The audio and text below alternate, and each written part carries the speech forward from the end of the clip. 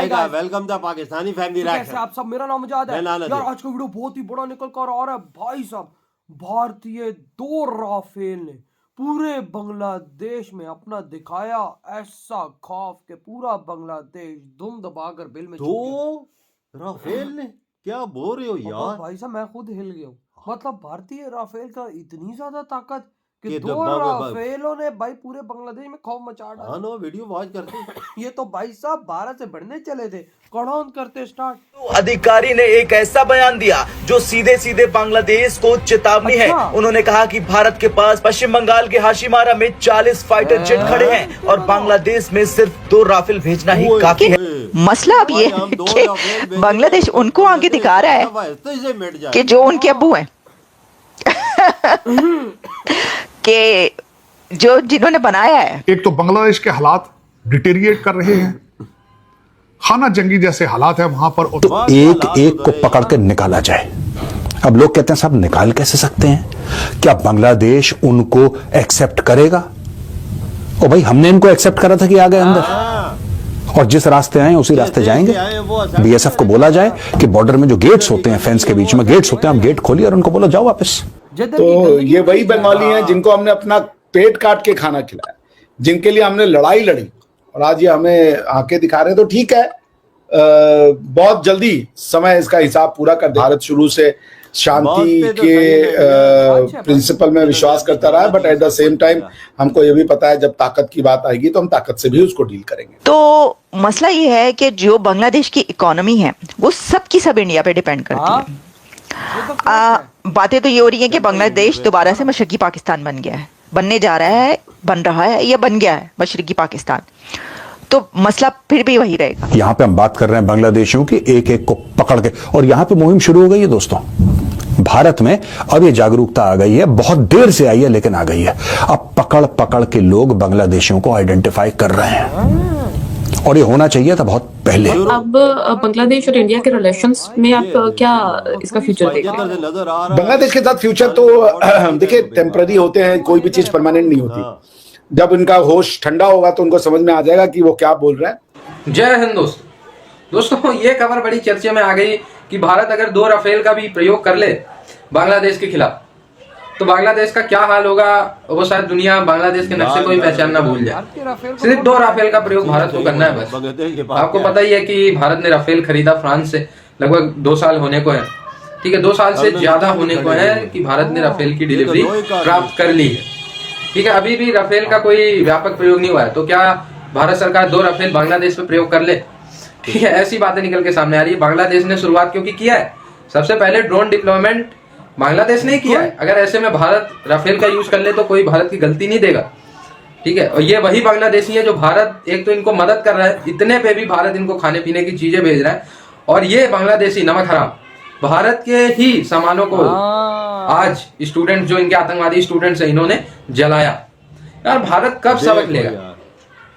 ठीक है, इस पे भी अगर ये वीडियो हमारे गवर्नमेंट के, चाहे वो नरेंद्र मोदी जी हो चाहे वो जयशंकर साहब हो, उनको दिखाया जाए कि भाई वो हमारे सामान जला रहे हैं और हम क्या चुपचाप ऐसे बैठे रहेंगे? यार उनको हमारे सामान नहीं चाहिए तो बंद करो ना सप्लाई। ये भी एक इसमें नजरिया आता है कि फिर हमारे व्यापारी वर्ग का घाटा हो जाएगा। तो भाई घाटा बड़ा है या फिर देश का अपमान बड़ा है, वो आप कमेंट कीजिए। लेकिन उनका सबसे बड़ा बयान यह था कि अगर बांग्लादेश ने अपना रवैया नहीं बदला तो भारत जानता है कि उसे कैसे जवाब देना है। हाशिमारा में खड़े 40 फाइटर जेट्स और सिर्फ 2 राफेल बांग्लादेश में अंधेरा करने के लिए काफी हैं।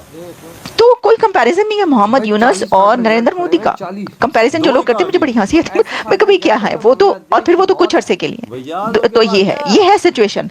तो मैं ये समझती हूँ कि जो हालात हैं ये हालात कुछ देर के लिए हैं, जब तक कि बांग्लादेश को ये नहीं पता चल जाता कि उनकी इकोनॉमी ने डिपेंड करना है किसके ऊपर, इंडिया के। उन्होंने अपने पाँव पर खड़े रहना है।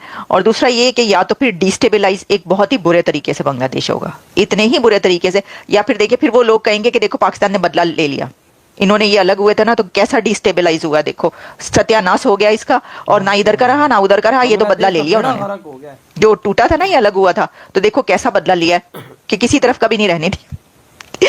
इस तरह की बातें भी हो रही हैं और हो सकती हैं आगे चल के, अभी भी हो रही हैं। तो वो कहते हैं ना कि क्या क्या कहाँ तक सुनोगे, कहाँ तक सुनाएं, हजारों हैं शिकवे, आगे पता नहीं क्या है। इसका मतलब ये है, जो मैं कहना चाह रही हूँ वो ये है कि इकोनॉमिकली बांग्लादेश को डिपेंड इंडिया पर ही करना पड़ेगा। बात सच है। ये बात आप याद और रखिएगा। पूरी दुनिया इसमें इंडिया पे डिपेंड है। पैसा अमेरिका जैसा इंडिया ही देश देगा। बोलता अच्छा, भारत पैसा ये भी हो सकता है कि इधर से भेज दे, हम भेज दें, अमेरिका मतलब एड जो है वो कोई भी भेज सकता है मदद करने के लिए किसी भी कंट्री की।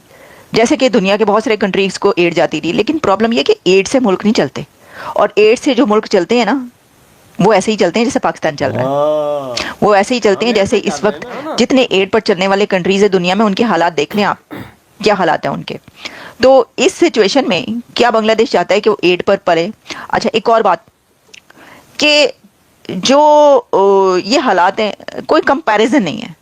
आप सोचिए, अच्छा मोहम्मद यूनुस को बहुत नाम लिया जाता है, वो उनके बड़े मतलब नोबेल लॉरिएट और बहुत पढ़े लिखे सब कुछ, लेकिन एज ए लीडर तो मोदी का मुकाबला नहीं है ना।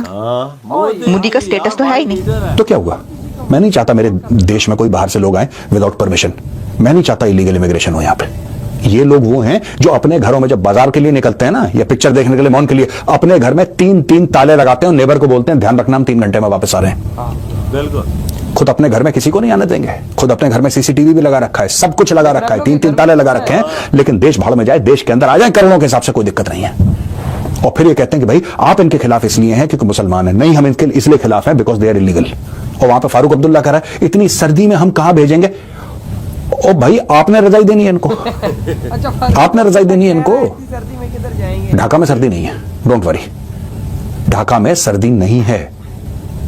प्लीज ये कहना बंद करिए कि किसके राज में आए थे, किसके राज में आए थे। ये सभी के राज में आए थे।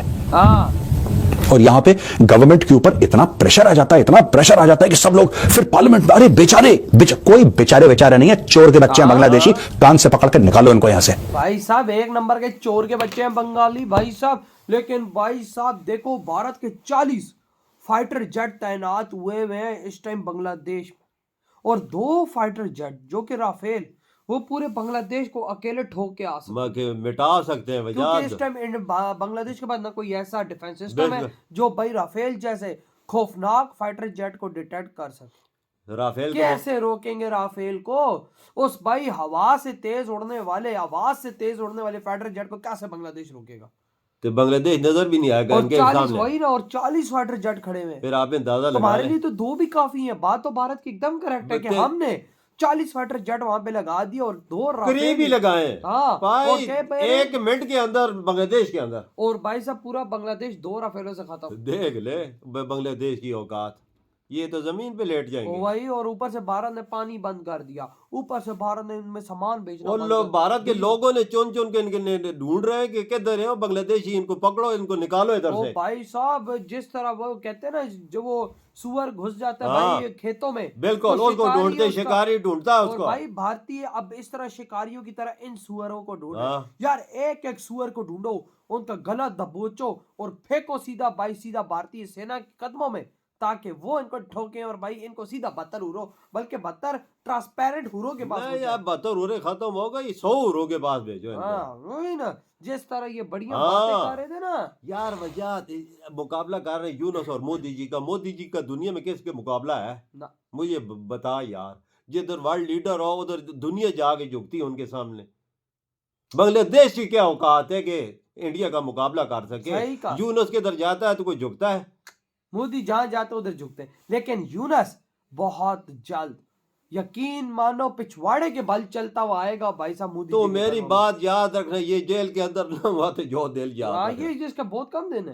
क्योंकि भाई मोदी जी ने जो बंगालियों का वो हाल कर दिया, बंगाली रो रहे हैं, आटे की लाइनों में लग गए। देख ले वो बना हुआ क्या है, भूखमरी शुरू हो पाकिस्तान वाला हाल।